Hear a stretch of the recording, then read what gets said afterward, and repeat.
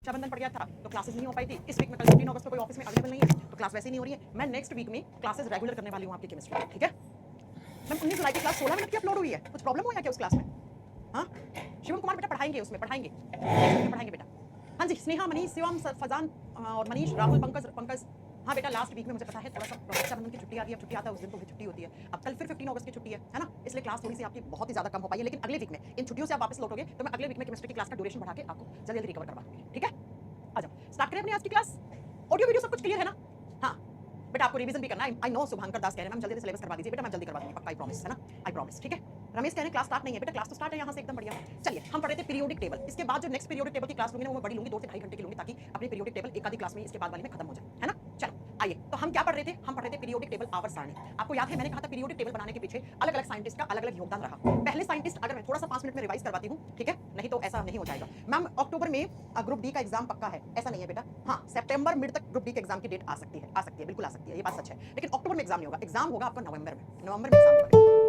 Rupees 230 received on phone pay. Last week में छुट्टी आ गई, इस वीक में फिर छुट्टी आ गई, तो नेक्स्ट वीक में मैं क्लासेस ज्यादा रखूंगी आपकी, है ना। केमिस्ट्री की क्लासेस ज्यादा नहीं है, लाइव क्लास सिर्फ मैं आपको 40 के लमसम पढ़ाऊंगी। 4-5 क्लास का तो ऐसा कंटेंट है जो सिर्फ आपको बस वीडियो अपलोड करवा दूंगी, उससे भी आप पढ़ लोगे, है ना। चल आओ, तो हमने कहा था कि सबसे पहले पीरियोडिक टेबल बनाने का फर्स्ट एफर्ट किसने लगाया था? अगर आपको याद हो तो हमने पढ़ा था डॉबेराइनर जी ने। डॉबेराइनर जी ने क्या दिया था? लॉ ऑफ ट्राइड्स दिया था, त्रिक सिद्धांत दिया था। इन्होंने कहा था 3-3 ग्रुप का आप ट्राइड बनाओ। मैं इस तरीके से बना रहा हूं ट्राइड कि बीच वाले का जब एटॉमिक मास निकालोगे तो बाकी दो का एवरेज कर दोगे। फिर ये फेल हो गए थे। अब क्यों हो गए थे सारी बातें पढ़ा चुकी हूं, मैं बार-बार नहीं बताऊंगी। उसके बाद दूसरे साइंटिस्ट आए थे, उनका नाम था न्यूलैंड जी। न्यूलैंड जी ने आपका ऑक्टेव लॉ दिया था, अष्टक सिद्धांत दिया था। और बेटा अष्टक सिद्धांत क्या कहता है कि जैसे सारे गामा पाधा निसा सा है वो 8वें नंबर पे वापस रिपीट होता है, ठीक वैसे ही जो आपका ध्वनि के साथ सुर होते हैं, वैसे ही यहां पर इन्होंने क्या किया, पहले एलिमेंट के नीचे 8वां ऐसा एलिमेंट रखा जिसकी केमिकल प्रॉपर्टीज, जिसका रासायनिक व्यवहार इन दोनों का एक जैसा हो, लगभग एक जैसा हो। लेकिन ये भी कैल्शियम के बाद फेल हो गया था, आपको याद हो तो कैल्शियम तक ही इनका नियम लागू हुआ था। उसके बाद तीसरे साइंटिस्ट आए थे दिमित्री मेंडलीव। मेंडलीव जी ने पहली बार पीरियोडिक टेबल बनाया था, आवर्त सारणी बनाया था, और ये मेंडलीव की पीरियोडिक टेबल थी।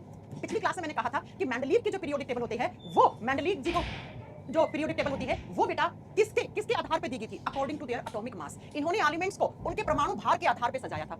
आपको याद है मैंने कहा था मेंडलीव की पीरियोडिक टेबल में 8 ग्रुप हैं, ये वाले, ये खड़ी लाइन ग्रुप होती है, इनको समूह बोलते हैं, और ऐसे पड़ी हुई लाइन इनको पीरियड, आवर्त कहते हैं। तो इनकी पीरियोडिक टेबल में 8 ग्रुप थे और 7 पीरियड यानी कि 7 आवर्त थे, ठीक है। अब बच्चों इनकी पीरियोडिक टेबल में मैंने कहा था कि इन्होंने क्या दिया था? एलिमेंट्स को रखा। तो एलिमेंट्स को रखने का कुछ तो सिद्धांत दिया होगा। तो आपको याद होगा कि जो मेंडलीव जी हैं उन्होंने क्या किया था? उन्होंने दिया था पीरियोडिक लॉ। मेंडलीव जी ने क्या दिया था? उन्होंने पीरियोडिक लॉ दिया था, पीरियोडिक सिद्धांत दिया था। अब यहीं से हमें पढ़ना था कि ये पीरियोडिक लॉ क्या होता है ना। पीरियोडिक लॉ, इसको हिंदी में बोलते हैं आवर्त नियम, क्या होता है? बच्चों एक चीज बताओ मुझे कि मेंडलीव ने जो पीरियोडिक टेबल बनाई थी उस पीरियोडिक टेबल में इन्होंने एलिमेंट्स को किसके आधार पे रखा था? इन्होंने एलिमेंट्स को एटॉमिक मास के आधार पे रखा था, परमाणु भार, या हम हिंदी में कह सकते हैं परमाणु द्रव्यमान के आधार पर तत्वों को सजाया था। और मैंने आपको बताया था पिछली क्लास में कि मेंडलीव जी ने कहा था मेरे द्वारा बनाई गई पीरियोडिक टेबल में आप टॉप टू बॉटम आओ, यानी ऊपर से नीचे आओ, लेफ्ट से राइट जाओ, हमेशा और हमेशा एटॉमिक मास बढ़ते हुए क्रम में मिलेगा। ये चीज मैं पढ़ा चुकी हूं। अब पीरियोडिक लॉ क्या था? आवर्त नियम। अगर आपसे पूछे आवर्त नियम या आवर्त सिद्धांत किसने दिया? मेंडलीव जी ने दिया था। इन्होंने कहा, पहले समझो फिर मैं आपको लिखवाती भी हूं। इन्होंने कहा कि कोई भी एलिमेंट है उसका जो केमिकल बिहेवियर है या उसकी जो केमिकल प्रॉपर्टीज है, उसके जो रासायनिक गुण हैं, वो जो होते हैं ना, वो उसके एटॉमिक मास पे डिपेंड करते हैं। इन्होंने कहा, किसने? मेंडलीव ने। और इसी लॉ को, इसी सिद्धांत को कहते हैं पीरियोडिक सिद्धांत या आवर्त सिद्धांत। तो लिखो पीरियोडिक सिद्धांत होता क्या है? तो अकॉर्डिंग टू दिस लॉ, लिखना मेरे साथ, according to this law chemical behaviour या केमिकल प्रॉपर्टीज, कुछ भी लिख सकते हो आप, chemical properties of any element are periodic function to their atomic mass, their atomic mass।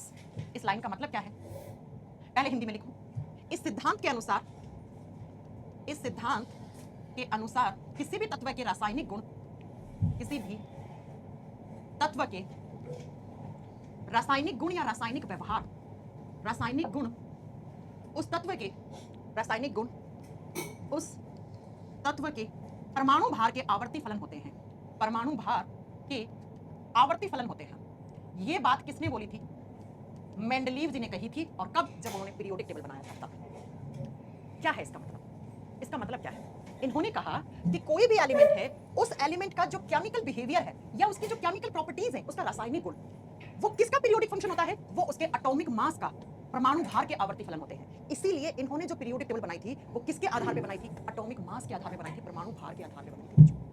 तो ये इनका सिद्धांत था। इन्होंने ऐसा टेबल बनाया जिस टेबल में 8 ग्रुप हैं और 7 आवर्त हैं, यानी कि 7 पीरियड और 8 ग्रुप, 8 समूह हैं और 7 आवर्त हैं। अब बच्चों इनकी पीरियोडिक टेबल में कुछ अच्छी बातें थी, कुछ गुण थे इनकी पीरियोडिक टेबल के और कुछ अवगुण थे, डीमेरिट थे, कमियां थी। कमियां एग्जाम में बहुत बार पूछी जाती है कि क्या कमियां थी। अब कमियों से पहले हम लिखें कि भाई इनकी पीरियोडिक टेबल, जिस पीरियोडिक टेबल को कैसे रखा था, एटॉमिक मास के आधार पर रखा था, तो इनकी पीरियोडिक टेबल का सबसे अच्छा गुण क्या था। मेरिट का मतलब था गुण, यानी कि मेंडलीव की पीरियोडिक टेबल का सबसे अच्छा गुण क्या था। एग्जाम में यहां से क्वेश्चन बनेगा, बताती हूं कैसे बनेगा। इन्होंने अपनी पीरियड आधार पे रख रहे थे।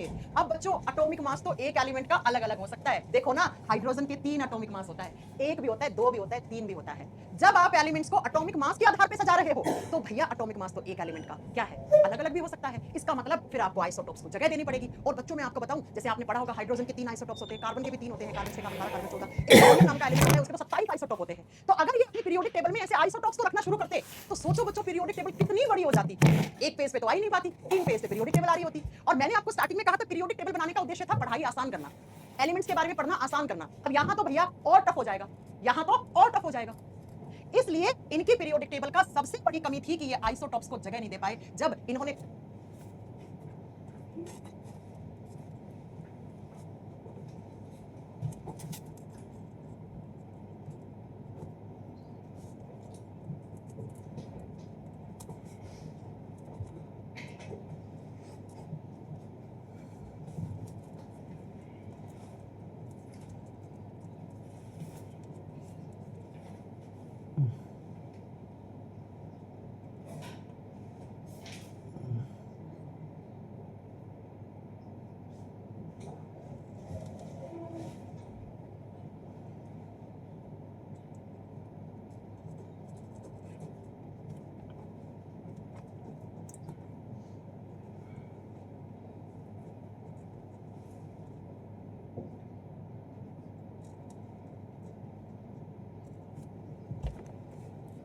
खुद एलिमेंट्स को एटॉमिक मास के आधार पे रखा था, तो इनसे लोगों ने बोला एटॉमिक मास तो अलग अलग भी होता है एक एलिमेंट का, हाइड्रोजन की।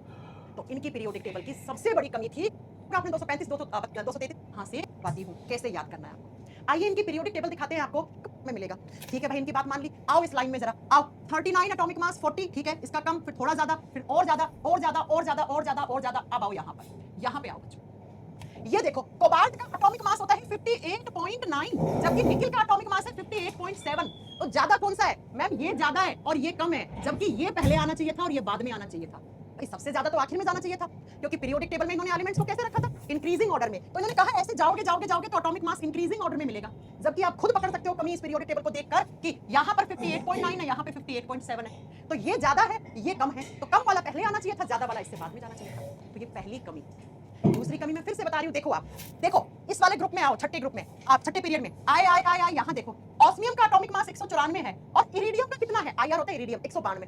तो बच्चों 194 बाद में आना चाहिए, 192 पहले आना चाहिए, क्योंकि ज्यादा वाला तो आखिर में जाता है ना, कम वाला पहले आता है। इंक्रीजिंग ऑर्डर कहां हुआ? ये तो एक्सेप्शन हो गया, तो अपवाद हो गया। जी हां, तो बेटा ये पहले आना चाहिए था और ये बाद में आना चाहिए था। ये दोनों इनकी पीरियोडिक टेबल की कमियां हैं, आप खुद पकड़ सकते हैं इन कमियों को। ये दोनों कमियां हैं, ये दोनों कमियां हैं, तो आप लिख सकते हो इन कमियों को। दो कमियां पकड़ी गई थी, किस किस में पकड़ी गई थी बेटा? आप इस चीज को यहाँ पे लिख देना कि दो कमी कौन कौन सी पकड़ी गई थी, मैं यहीं पे आपका लिखवा देती हूँ। इनकी पीरियोडिक टेबल की एक कमी, एक डीमेरिट ये था, यहाँ पे इसलिए लिखूं ताकि आपको समझ में आए दिखने में, कि इन्होंने कोबाल्ट को पहले रखा। कोबाल्ट का सिंबल होता है CO, कोबाल्ट का एटॉमिक मास होता है 58.9 और बाद में निकिल को रखा, और निकिल का एटॉमिक मास होता है बच्चा 58.7। तो बच्चों ये बाद में होना चाहिए था, ये पहले होना चाहिए था, तो ये इनका यहाँ पर फेल हो गया। एक तरीके की फेल नहीं बोल सकते, कमी पकड़ी गई।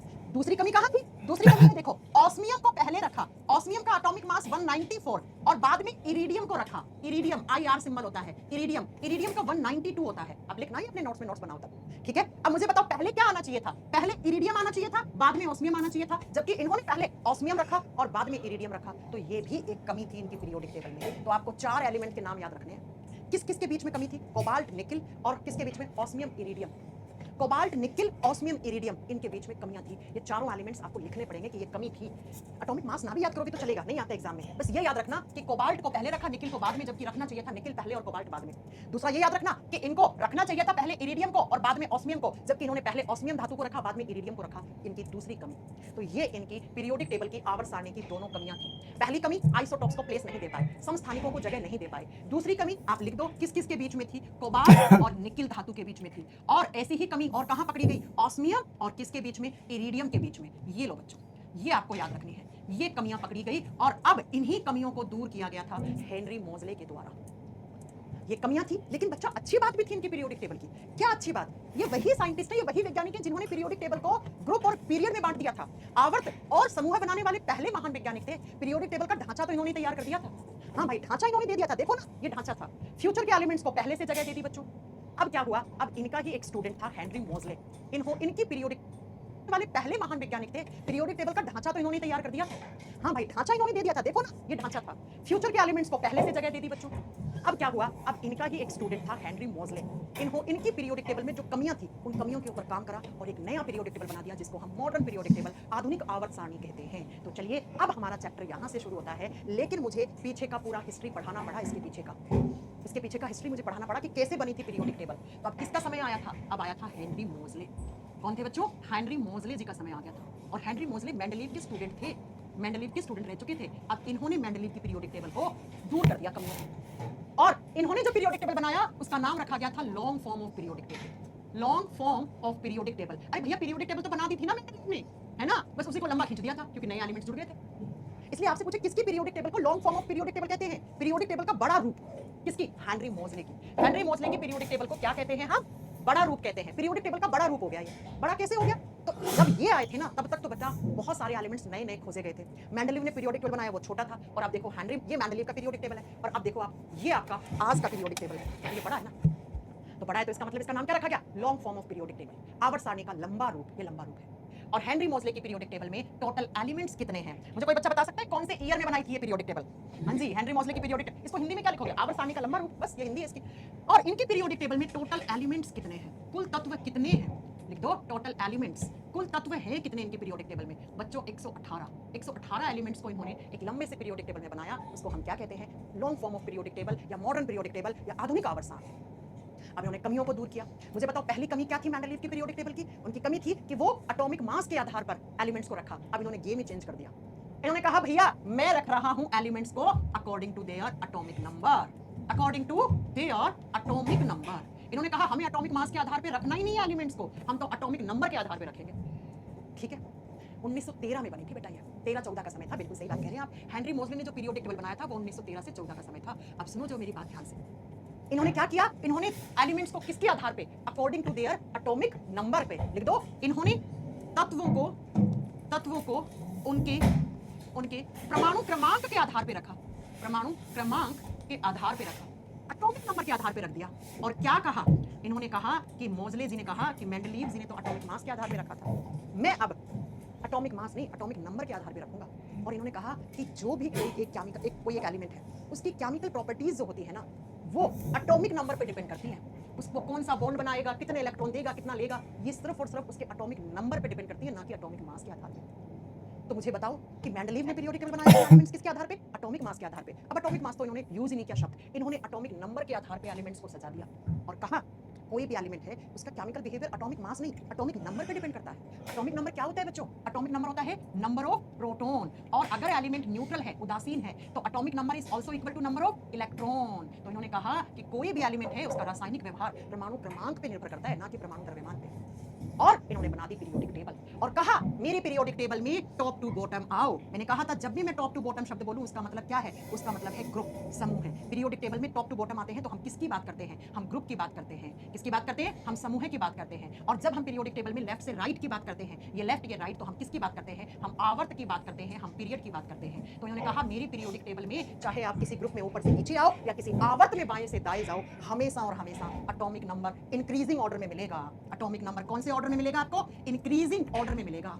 एटॉमिक नंबर इंक्रीजिंग ऑर्डर में मिलेगा बच्चों। परमाणु क्रमांक हमेशा बढ़ते हुए क्रम में मिलेगा आपको। इसका मतलब मैम सबसे ऊपर उस एलिमेंट को रखेंगे जिसका एटॉमिक नंबर सबसे कम है जी, फिर नीचे इससे ज्यादा, फिर इससे ज्यादा, इससे ज्यादा, इससे ज्यादा। इसका मतलब मैम किसी भी ग्रुप में सबसे ऊपर एलिमेंट होता है उसका एटॉमिक नंबर सबसे कम होता है, और किसी भी ग्रुप में सबसे नीचे एलिमेंट होता है उसका एटॉमिक नंबर सबसे ज्यादा होता है जी।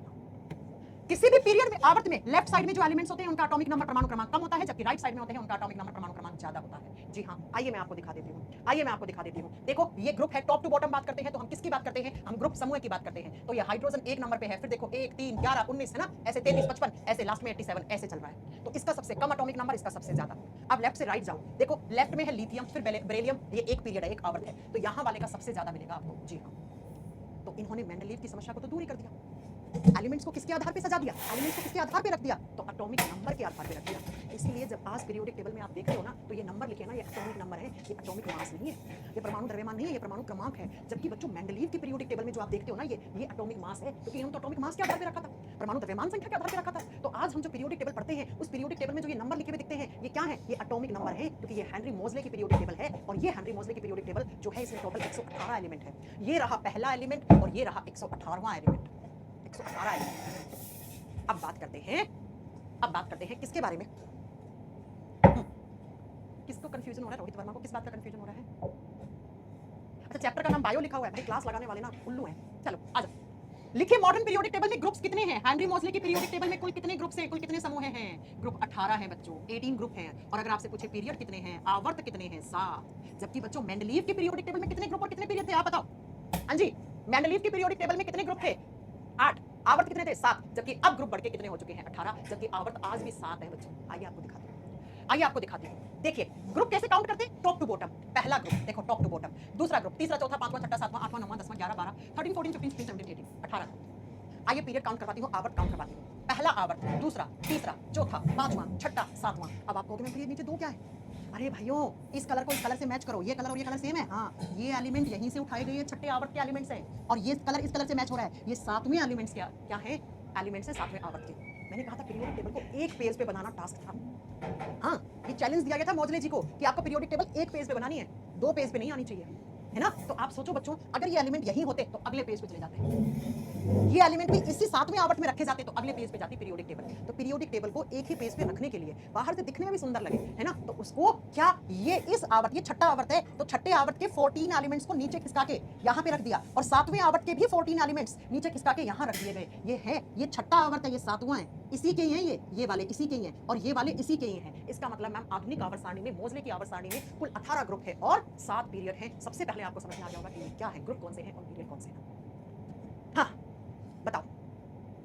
हाँ जी गोविंद, ठीक है। चलो अब हमें ये पूरी पीरियोडिक टेबल पढ़नी है।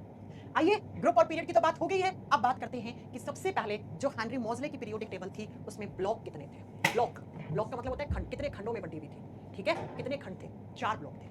ब्लॉक के नाम क्या थे? SPDF। क्या नाम थे? SPDF। पहले मैं आपको दिखाती हूँ S कौन सा है, P कौन सा है, D कौन सा है, F कौन सा है। फिर आपके दिमाग में एक क्वेश्चन आना चाहिए था, मैम SPDF ही नाम क्यों रखा, ABCD क्यों नहीं रखा, एक्ट क्यों नहीं रखा? हो सकता है ना आपके दिमाग में क्वेश्चन आना चाहिए। पहले मैं दिखाती हूँ S कौन सा है।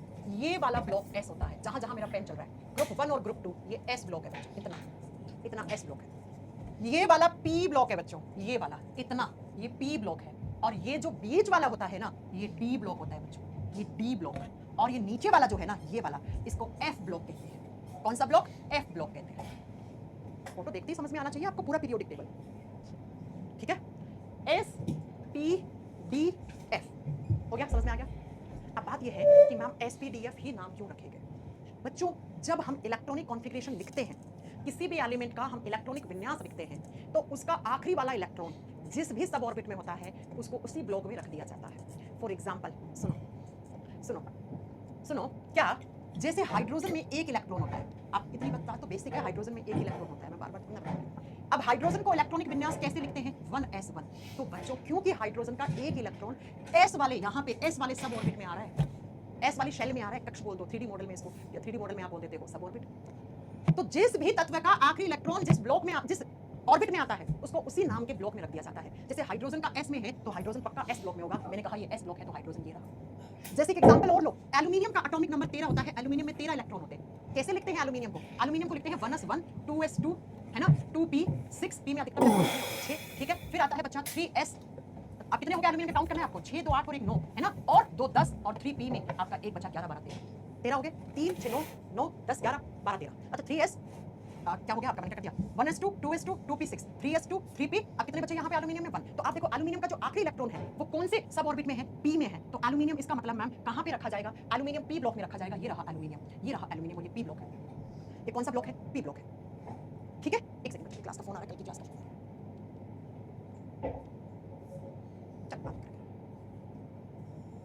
ठीक है बच्चों, आई मेरी बात समझ में कि मैम SPDF ही नाम क्यों पड़े?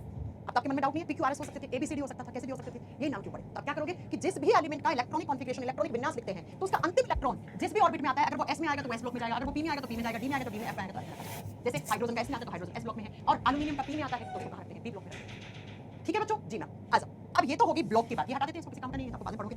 अब ब्लॉक कितने हो गए? 4। अब एग्जामिनर क्वेश्चन पूछता है s ब्लॉक में कौन कौन से ग्रुप्स होते हैं, यानी कि s वाला ब्लॉक है वो कौन कौन से समूह से बना हुआ होता है। ग्रुप नंबर 1 और ग्रुप नंबर 2 ये दोनों s ब्लॉक में आते हैं। देखो बच्चों, ये पहला ग्रुप है, ये दूसरा ग्रुप है, इन दोनों ग्रुप को मिला देते हो तो कौन सा ब्लॉक बनता है? s ब्लॉक बनता है। तो आपसे पूछे s ब्लॉक में टोटल कितने ग्रुप हैं? 2। कितने समूह हैं? 2। आ जाओ। अब पूछेगा p ब्लॉक में कौन कौन से ग्रुप हैं? p ब्लॉक कहां से शुरू होके कहां पे खत्म होता है? तो p ब्लॉक में कौन कौन से समूह हैं? p ब्लॉक शुरू होता है बच्चा 13 से, खत्म होता है 18वें पे।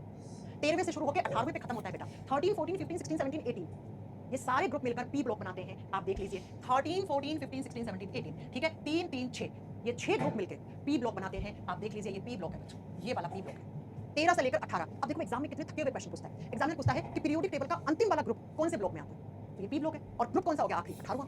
पीरियोडिक टेबल का फर्स्ट ग्रुप कौन से ब्लॉक में आता है? पहला ग्रुप किसमें? s ब्लॉक में आता है। अब d ब्लॉक कहां से शुरू होता है, कहां पे खत्म होता है? d ब्लॉक में कौन कौन से ग्रुप आते हैं? बहुत आसान हो जाएगा बेटा, बस मैं बेसिक से चीजें पढ़ा रही हूं सारी। देखो 1 से 2 यहां आ गए, अब 2 से कितना? तीसरा। 3 से लेकर कहां पे खत्म होता है? 12वें पर। 3 से लेकर 12वें जो ग्रुप है उसको डी ब्लॉक बोलते हैं। ये देख लो, तीसरा, चौथा, पांचवा, 6, 7, 8, 9, 10, 11, 12 इसको आप डी ब्लॉक बोलते हो। पीरियोडिक टेबल का बीचों बीच वाला जो ग्रुप होता है उसको जिसमें जो ग्रुप होते हैं उसको आप एक साथ मिला के डी ब्लॉक कहते हो। तो मेरा आपसे एक सिंपल सा क्वेश्चन है, मुझे फटाफट आंसर कर दो कि एस ब्लॉक में कुल कितने ग्रुप हैं, पी ब्लॉक में कुल कितने ग्रुप हैं, डी ब्लॉक में कुल कितने ग्रुप हैं, काउंट करके जल्दी जल्दी आंसर करो। जल्दी जल्दी आंसर करो बच्चों, आवाज आ रही है मेरी? फटाक से आंसर करो। एस ब्लॉक में समूह की कितनी संख्या है? मैं ग्रुप पूछ रही हूं, अभी एलिमेंट्स नहीं पूछ रही हूं। नंबर ऑफ एलिमेंट्स में याद करवाऊंगी आपको। जल्दी बताइए। चलिए, एस ब्लॉक में ग्रुप की संख्या कितनी है? 2। एस ब्लॉक में कुल कितने ग्रुप हैं? 2। पी ब्लॉक में कितने? 13 से 18 कितना होता है? 6 6 होता है ना। 13, 14, 15, 16, 17, 18 6 होता है। तो पी ब्लॉक में टोटल कितने ग्रुप्स हैं? 6। डी ब्लॉक में 3 से 12 10 होता है। तो डी ब्लॉक में कितने ग्रुप हैं? 10। अब आप में से देखो 10 और 6 16, 16 और 2 18, तो कुल कितने ग्रुप हैं? 18 ग्रुप। ऐसे रहते हैं पीरियोडिक टेबल में 18 ग्रुप। अब आपको एफ ब्लॉक में कौन कौन से ग्रुप है? अभी थोड़ी देर पहले तो पढ़ाया। डी ब्लॉक के ही यहाँ के एलिमेंट्स को नीचे खिसकाया गया है और यहाँ के एलिमेंट्स को नीचे खिसकाया गया है, तो ये इसमें कोई अलग से ग्रुप नहीं है। एफ ब्लॉक में ग्रुप यहीं से आए हैं, ये वाला देखो, यहीं के एलिमेंट्स नीचे आए हैं, यहीं के एलिमेंट्स नीचे आए हैं। ठीक है, तो इसीलिए आपको याद रखना है कि एस ब्लॉक में 2 ग्रुप, पी ब्लॉक में 6, डी ब्लॉक में 10 ग्रुप। अब आ जाओ इनमें नंबर ऑफ एलिमेंट्स। एग्जामिनर क्या पूछेगा? एग्जामिनर पूछेगा एस ब्लॉक में टोटल नंबर ऑफ एलिमेंट्स कितने हैं। लिखिए number of elements in S block. S block Hindi में लिखो, एस ब्लॉक में कुल तत्वों की संख्या। एस ब्लॉक में कुल तत्वों की संख्या कितनी है? कुल तत्वों की संख्या कितनी है? ये एग्जामिनर पहला क्वेश्चन पूछता है आपसे। 13 होते हैं बच्चों। एस ब्लॉक में टोटल कितने एलिमेंट्स होते हैं? 13 एलिमेंट्स होते हैं। मैम दिखाइए, चलो आपको दिखा देगा। ये पूरा एस ब्लॉक है, आप काउंट कर लेना आप, ठीक है। 1 2 3 4 5 6 7 8 9 10 11 12 13 elements. S block group number 1, group number 2। आ जाओ पी ब्लॉक में, आप पूरा आप लिखना number of elements in P block, और हिंदी में क्या लिखोगे? पी ब्लॉक में कुल तत्वों की संख्या कितनी होती है? पी ब्लॉक में कुल तत्वों की संख्या 37 होती है। पी ब्लॉक में एलिमेंट्स की जो काउंट है, नंबर है, वो कितने हैं? 37 है। मैम एक बार काउंट करवा दीजिए ना। चलिए आपको काउंट करवाते हैं। यहां से लेकर यहां तक क्या है? पी ब्लॉक है, काउंट करना। 1 2 3 4 5 6 7 8 9 10 11 12 13 14 15 16 17 18 19 20 21 22 23 24 25 6 7 8 9 30 31 32 33 34 35 36 37 हो गया 37। ठीक है, ओके। अब आपसे पूछेगा नंबर ऑफ, ये आपको पूरा लिखना है नोट्स बनाने में। नंबर ऑफ, मैं तो समय की बाध्यता है इसलिए मैं शॉर्ट फॉर्म में लिख रही हूं। Number of elements in D block. D block में तत्वों की संख्या कितनी है? 40 एलिमेंट्स। कितने हैं? 40 एलिमेंट्स। 40 तत्व हैं। मैम नंबर याद कराओ, दिखाओ 40 का। चल, डी ब्लॉक यहां से शुरू होता है, यहां खत्म होता है। पूरी 10 लाइन है। जब एक लाइन में 4 हैं तो 10 × 4 कितने हो जाएंगे? 40। काउंट कर लो, 4 4 4 4 4 4 4 4 4 4, तो कितने हो गए डी ब्लॉक में टोटल? 40 एलिमेंट्स। अब आओ number of elements in F block. कौन से ब्लॉक में? एफ ब्लॉक में कुल तत्वों की संख्या कितनी है? बच्चों 28 एलिमेंट्स होते हैं। कितने एलिमेंट्स होते हैं? 28। मैम काउंट करवा दीजिए। आ जाइए आपको दिखाते हैं। 14 ये रहे, 14 ये रहे, ये आप काउंट कर लीजिए चाहे। और इन्हीं दोनों लाइन को एक साथ मिलाकर एफ ब्लॉक कहते हैं। ये एफ वाला ब्लॉक है बच्चों। तो देखो कैसे काउंट करना, 13 40 37 28। अब आपकी तो गणित अच्छी है, मेरी तो कमजोर हो सकती है। तो जरा बताओ क्या टोटल 118 एलिमेंट हो गए? क्या कुल 118 तत्व हो गए? यस या नो? हो गए होंगे। ठीक है, तो 118 एलिमेंट्स, 4 ब्लॉक, 18 ग्रुप, 7 पीरियड में ऐसे बटे हुए हैं बच्चों, ऐसे बटे हुए हैं। अब कोई आपसे पूछे पीरियोडिक टेबल पढ़ाना, तब क्या बताओगे? ये एस ब्लॉक है, ये पी ब्लॉक है, ये डी है, ये एफ है, ये पहला ग्रुप, ये दूसरा, तीसरा, ऐसे करते करते ये 18 ग्रुप। कोई आपसे पूछे ये 2 लाइन कहां से आई है, तो आप क्या बोलोगे? यहीं से आई है। ये लाइन कहां से आई है? यहीं से आई है। ठीक है, इसमें कितने एलिमेंट्स? इसमें कितने, इसमें कितने, इसमें कितने? कर दोगे यस या नो? ठीक है, तो अब ये एलिमेंट्स है कौन कौन से? अब आप लोगों के कमेंट्स तो आ नहीं रहे कितनी देर से, मुझे